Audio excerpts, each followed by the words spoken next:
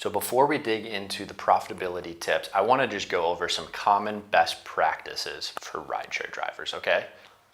The first one is to always use a phone mount, okay? Phone mounts are extremely inexpensive. Basically, if you don't know, this is a phone mount that will attach to your windshield or it will attach to the vent on your car, okay? And it will hold your phone there for you. And this is for safety, and this is to make your passengers feel more safe and more comfortable as well, okay? There's nothing scarier than hopping into an Uber or a Lyft or a Grab, whatever, where the driver is holding the phone in one hand, the steering wheel in the other, and constantly looking down, okay? This is not a situation you want to be in, even from day one. Before you turn on your app, you want to have a phone mount already in your car. You can get these super cheap on Amazon or Target. I got mine for $5 and it's worked really well for over 2 years. So you don't have to spend a lot of money on this. They do sell a lot of different premium ones, but I'd recommend just start out with like a $5 one from Amazon. That will be sufficient. The next thing is you want to make sure that you are always maintaining a good relationship with the platform that you're driving on. So when it comes to driving for Lyft, this comes down to two things primarily, okay? This comes down to keeping your driver rating really high, just providing a good experience, overall good experience to your passengers, okay? And the second thing is to maintain at least a 90% acceptance rating, simply meaning that you are accepting 90% of the rides that are coming at you, okay? These two things are very important. And I'll be getting into some caveats of this later in the course, okay? But just as an overall best practice, this is something you want to focus on. The next thing is to always keep up on the maintenance of your vehicle, okay? Your vehicle is the one thing that's allowing you to be a rideshare driver, okay? And if your car breaks down because you had an engine light flashing for the last couple of weeks, it means that you can't maybe drive this weekend and make a whole bunch of extra money, okay? So anytime something seems not right with your vehicle, you want to get that looked at right away, and you want to take care of it right away, okay? So that little maintenance issues don't become big maintenance issues that become very expensive and prevent you from driving on the weekends or for a busy event or just in general.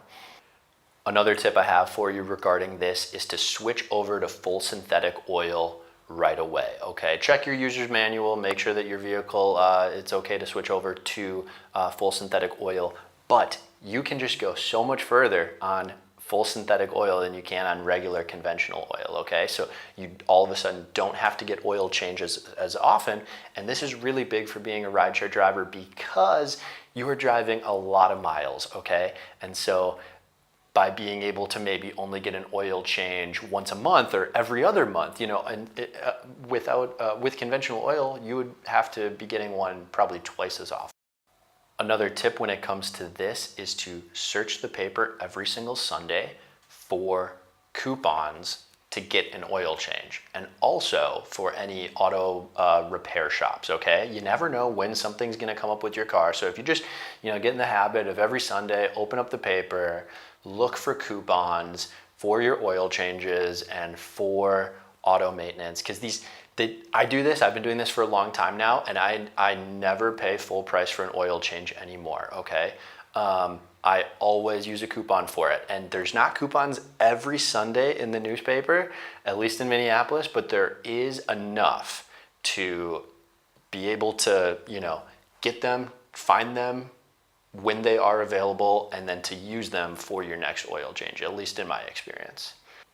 The next tip is to always have garbage bags in your car, okay? And you want to put these, so if you know you're driving, you want to put them in the pockets behind the driver's seat and behind the passenger seat, okay? Because you never know when you're gonna have a puker, okay? And I'll get into more puker related stuff later, okay? But you never know when you're gonna have a very drunk passenger and you don't want them to puke in your car, okay? So, you know, you have someone maybe sitting in the back seat that's, you know, got an upset stomach. It's happened to me before too, where the person wasn't even drinking, they just had food poisoning, okay? I was able to quick reach in my back pocket, hand them the bag while still driving, you know, and that was a really good thing. And you don't want to skimp with these, okay? You want to just get a big garbage bag, okay? So they can get their whole head in there and you have nothing to worry about. Next tip, simply get plenty of sleep, okay? If you're driving long hours, and I'd recommend driving long hours on the weekends, it's a great time to make a lot of money, okay? But if you're gonna be, driving long hours and just driving in general, you wanna make sure you're getting adequate sleep. Next thing is, are you a coffee drinker? I don't know. I certainly am, okay? I like my coffee. But one thing to consider is not drinking coffee while you are rideshare driving, okay? Simply because you drink coffee, you're gonna have to pee a lot more, and that means more time off the road, more time out of the driver's seat, and you'll be making less money, okay? On days where I'm sometimes driving 12, 14 hours a day, I will have coffee in the morning, but while I'm driving, I'll keep a couple of caffeine pills in my car, okay, and have one caffeine pill instead of a cup of coffee. And then all of a sudden, I'm able to spend a lot more time on the road and less time in restrooms. Next tip is simply just take breaks every once in a while, like if you drop someone off near a park maybe and just leave your app on. I'll do this all the time. I'll drop someone off near a park and then I'll drive to the park and I'll leave my app on. I'm still ready to accept other rides, but I'll drive to the park and I'll park my car and I'll get out and I'll just kind of start walking around, and then I'll get a ride request. I'll quick run back to my car, hop in, and keep driving again, okay? It's a really good idea to stretch your legs, stay active, keep the blood flowing. A lot of drivers tend to stay sitting in their car the whole time, and I definitely don't recommend to stay sitting in your car the entire time that you are working as a rideshare driver, okay? Constantly, you're in between rides, get up, stand up, get out of your car, walk around a bit, do some jumping jacks, some push-ups. Why not? You'll have a much better time, you'll stay a lot healthier. Next tip I have for you is if you really don't like a passenger that is in your car, simply give them between a 1 and a 3-star rating, okay? This will make sure that you do not get them again as a passenger. Don't use this all the time, right? I